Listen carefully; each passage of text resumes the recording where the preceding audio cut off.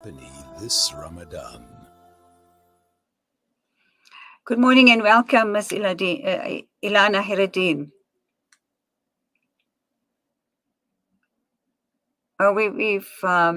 Good morning, Illana. May I call you Illana by your first name? Ms. Hieradien, you are live with us. Good morning and welcome. Hi, good morning, Najma. How are you? Fine, thank you. I And can thank you see so you much for sitting in having your me. busy office with us this morning. Yes. Yeah, no, it's not so busy today, but I think after this 30 minutes that I will spend with you guys, it will become busier. Mm-hmm. So just a little bit of background on yourself and your career. How long have you been in the teaching profession? Okay, I've been a teacher now in the teaching profession for 22 years, 23 years, and I've been a principal on the 7th of May. It will be my fourth year.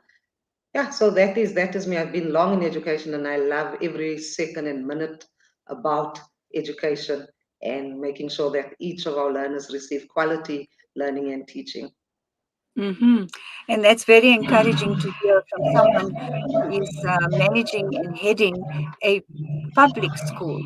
And that passion is so needed and I think very misjudged quite often because the public school sector is usually looked down upon, is criticized a lot, and I know that, and we'll be discussing the challenges. So it is very encouraging to hear that. And moving, have you always been passionate about the primary school level in terms of where your strength lies? Funny enough, I started off at the high school and I was teaching at the high school for about 2 years. And then after that, I went to a primary school and I just fell in love with being with the little ones because I realized when they're young and you educate them, it's like they're like little sponges. They absorb all the information.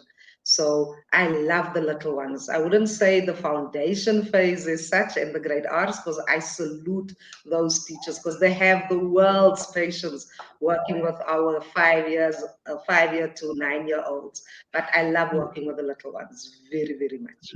Mm-hmm. I'm glad you actually mentioned that because I was about to also talk about the talent and the passion and the patience and all of it that goes with that foundation phase. I think that's the most difficult phase to be teaching, although every teacher in every phase will say no, but these are our challenges. So of course there are challenges as we progress, but that, they come in raw, they come in with absolutely no skill whatsoever, and you are there to develop that. And as a principal, how do you, align that with your curriculum and your syllabus, etc.?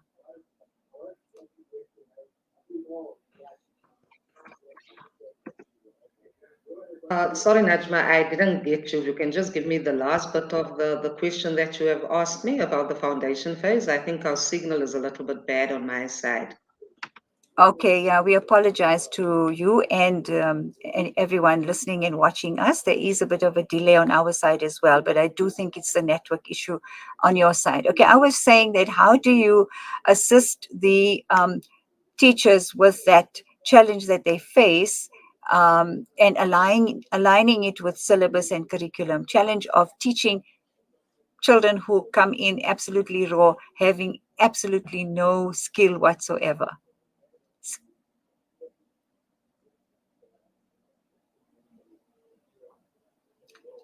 I think Illana is still having difficulty connecting with us. So, because I can see her quite clearly on my screen, however, I think that she's not hearing us from her side of it. So we apologize for that. In the meantime, let me tell you what to expect on the show a little later. As I was saying at the end, before we wrap up at just before 1, today is our holistic wellness segment, and we talk about mindfulness. And then, of course, the one that everyone's looking forward to, and that is Palestine. What can you expect when you visit Palestine? Let's find out from our lecturer who'll be speaking to us directly from Gaza, inshallah.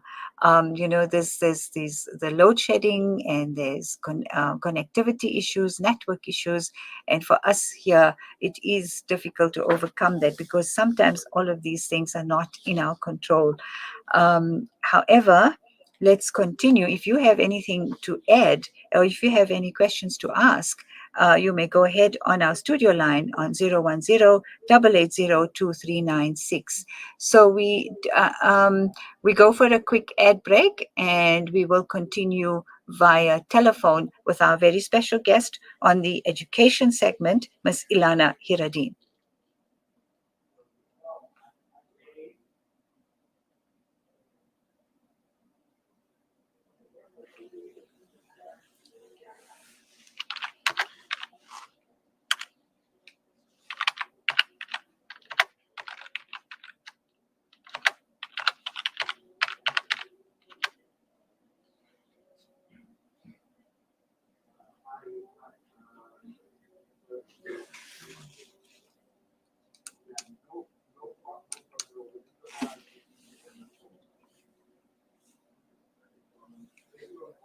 Never spoke your name.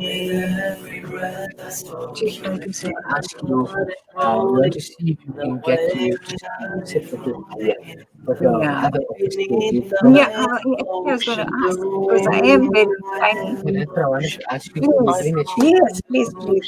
from the In fact, you said, walk to me and I'll find you.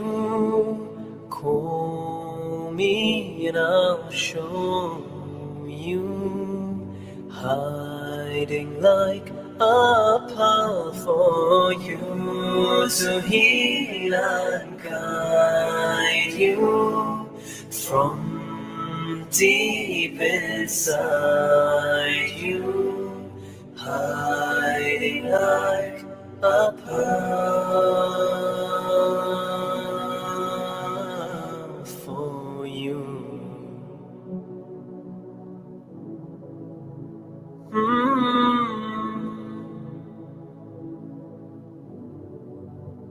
Oh.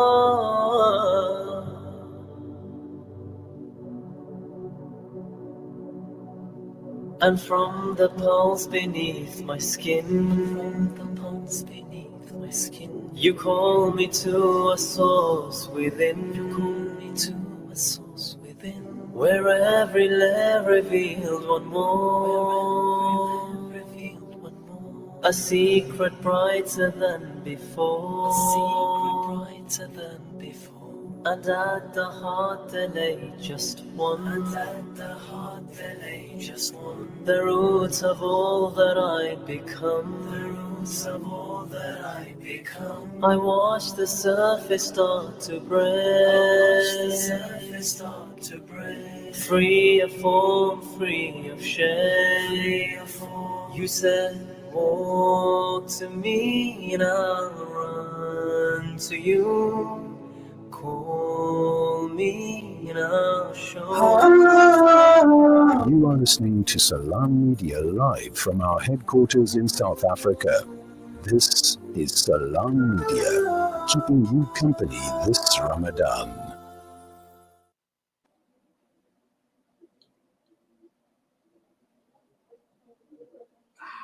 11:15, and you're with the mid-morning talk with Najma Kota. We thank you for your patience.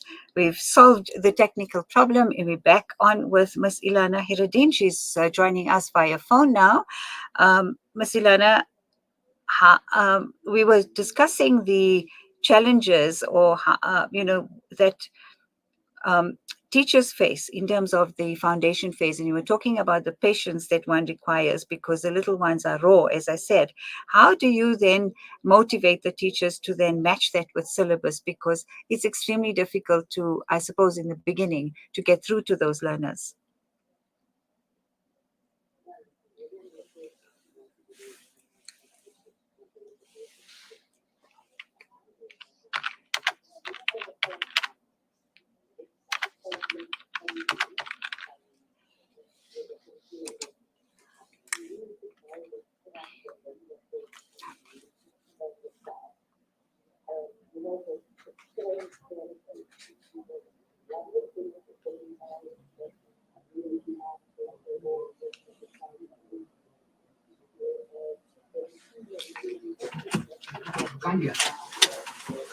Not a thing. You to them for the first month and a half. Really, Yeah. you Okay. can take on the Just demands pick of the volume up again.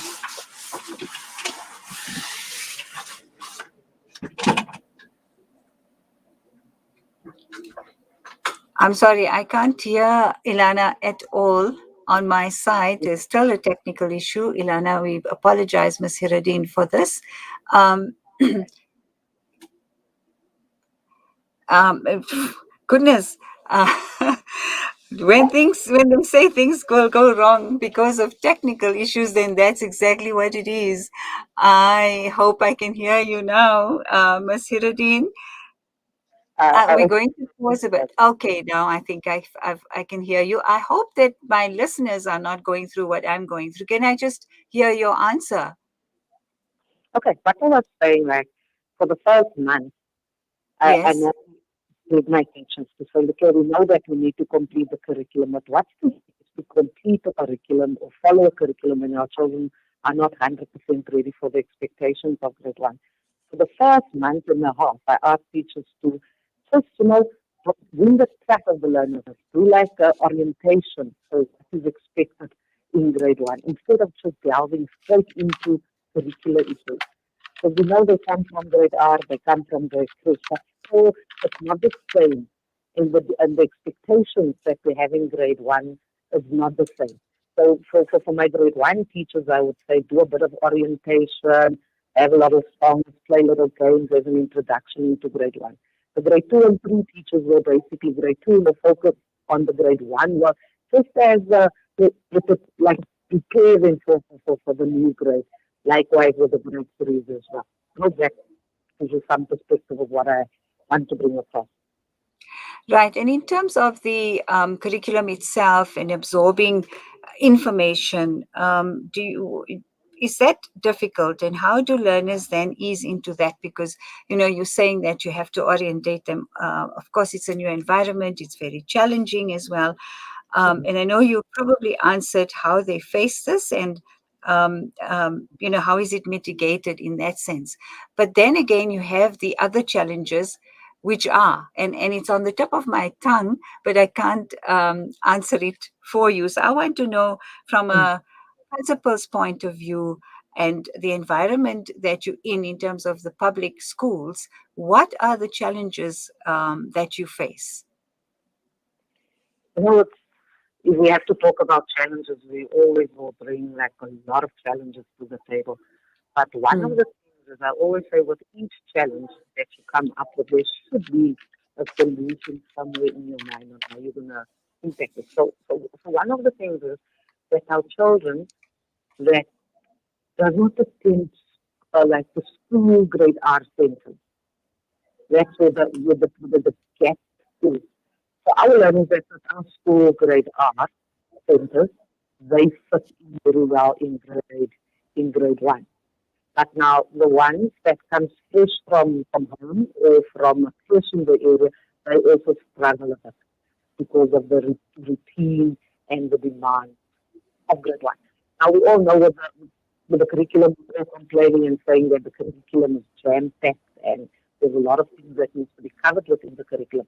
But that is something that we can't change, you understand, as a school institution.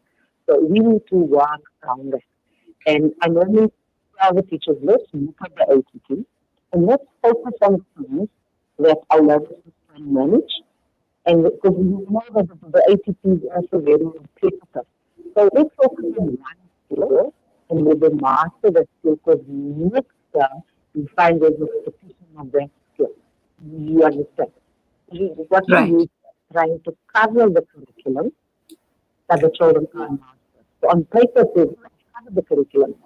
That on paper doesn't show that the children didn't master the skill. So we just put on paper, or do we want the learners to master skills?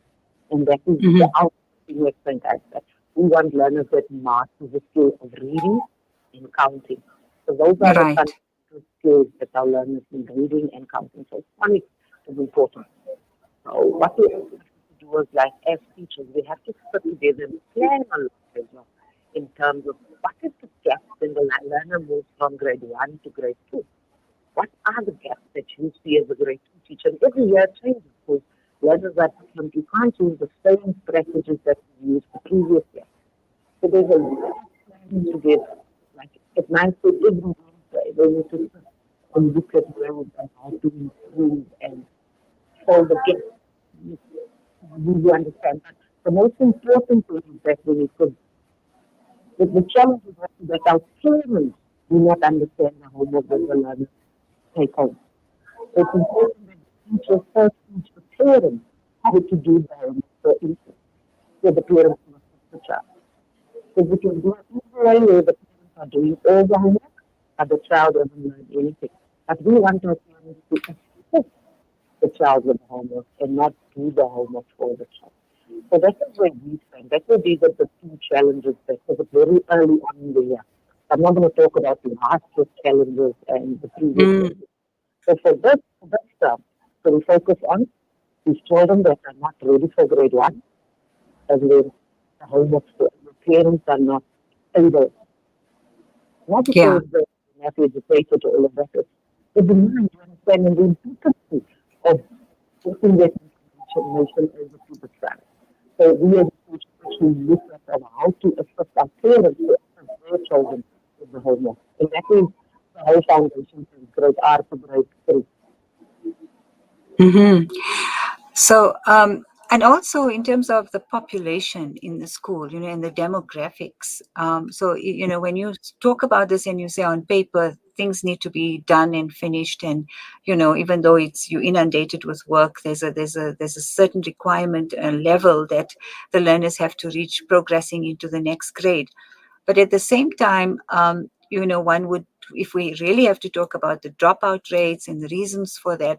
But the one thing that I found, especially in the township schools or in those areas where the socioeconomic difficulties are there, but there's also the population demographic. In other words, the language barriers, cultural barriers, the population itself in the classroom. It's now, since the regulations have been changed in terms of school attendance, there's that challenge again, which you had before. COVID restricted the attendance of learners. So what would you highlight? I know it's very difficult to pinpoint the one that's most challenging, but which one would you highlight of those that I mentioned now as really being a struggle where, we talk about the standard of education in South Africa, and we are all, disappointed with it. But then here's someone that's saying to us, we are in the schools, this is what we're doing, and here's the curriculum that's outlined to the children's, tailored to the children's development, both cognitively, emotionally, etc. So what would you then say in defense of those that are saying, what's gone wrong with our schooling system? That's a difficult question to answer, because I think if I had the answer to that, I wouldn't be a principal. I would maybe be somewhere in cabinet if I had that answer. Well, perhaps you and I should consider that. Hey? No, but you know what? I must say that after having spent a bit of time in the research of all of this, I found that the policies are so intact and so in place that there are no loopholes actually. However, on the ground, which is where you are at, is it the population in the school? Is it the demographic of the school? What, like I said, it's in defense of the education system. We're not saying let's look for fault in it, but what is it that you struggle with and your teachers struggle with on the ground? So yeah, I'm speaking as a citizen of South Africa. I'm not speaking as a principal and, let's say, as an educator. I would also be maybe speaking as a parent and also observing through what I've seen. So one of the things what you actually mentioned can be language, which is a barrier. You understand? So we find that at home, the child only speaks, let's say, African. Now the child comes to school. So formal learning and teaching needs to take place in a foreign language, and I will call it a foreign language because that's not the language that we use at home. I sometimes hear that I don't hear it all the time. So now it means that this teacher needs to do code switching. They are from the English home language school. So most of the teaching now has to be where the teacher needs to code switch to the child's language in order for the child to understand the language of learning and teaching. One can also say is that I also sometimes the teacher is the barrier. Because now you find that the teacher that's teaching is not English home language. So that also causes a barrier. So now in the foundation phase, phonics is very important. So phonics is not the phonics are not taught as correctly at the foundation phase. The child will have problems with reading throughout. It's just that as adults, we don't see the importance of the importance of phonics because it's a nature now to us. We do the signing out of words and taking words into syllables like it's like automatic. We encourage that learn to see the problem for the child and the teacher not being a language learning speaker. And then another is where I'm very passionate about. It's teaching. They have forgotten how to teach reading. The brain of the child reading is not something that's natural, like walking, running with all kinds of natural, natural brain functions. But now, the brain is taught how to read. And that's where we lack maybe as teachers, that we don't have the skill on how to teach the child how to read. Because it's not just about phonics. It's got some other skills that you need for reading. And to learn that maybe people should be given in the foundation to how to teach reading again. Because remember, some of these teachers, they've been through a lot of curriculum changes. And then it's like, now I forgot all the old things that I've learned when I went to training college or university. You understand? And some of the university students coming, they don't have the methodology. Yes, they've got theory of everything. But the method of how to impart that knowledge to the children. So it's the practical implementation that then also becomes a challenge. With that, it's 29 minutes past 11. Miss Illana Hieradien, principal of St.Ives Primary School, who's managed just about to give us insight on the challenges of the foundation phase learners and how they can be mitigated. I think we would need a whole hour to talk about how these things can be mitigated on ground level, just not on a broader level in terms of entire schooling system, but of course just taking it back to your environment itself. And I really, really appreciate what you shared with us this morning. Unfortunately, we had a bad connection, so your sound from coming in through to me wasn't clear enough for me to really hear your answers. However, I am told by my engineers that the listeners all caught everything that you said. So I'm hoping we can catch up with you again sometime soon on Salam Media, on the mid-morning talk with a better connection. But of course, we appreciate your time. We wish you and your school, your teachers, your learners, everything of the best. Enjoy the second term. We'll catch up soon. Thank you very much. I know. Thank you very much, Nachman. Thanks for having me. And thank you to your listeners also for tuning in. It's our pleasure. Thank you. When we come back, we speak to Islamic Relief South Africa Head of Fund Development, Abdul Alim Hamza. He sheds light on the power of zakah and gives insight on some of the projects they are working on and how you can get involved. Stay with the Mid-Morning Talk. I'm Najma Kota.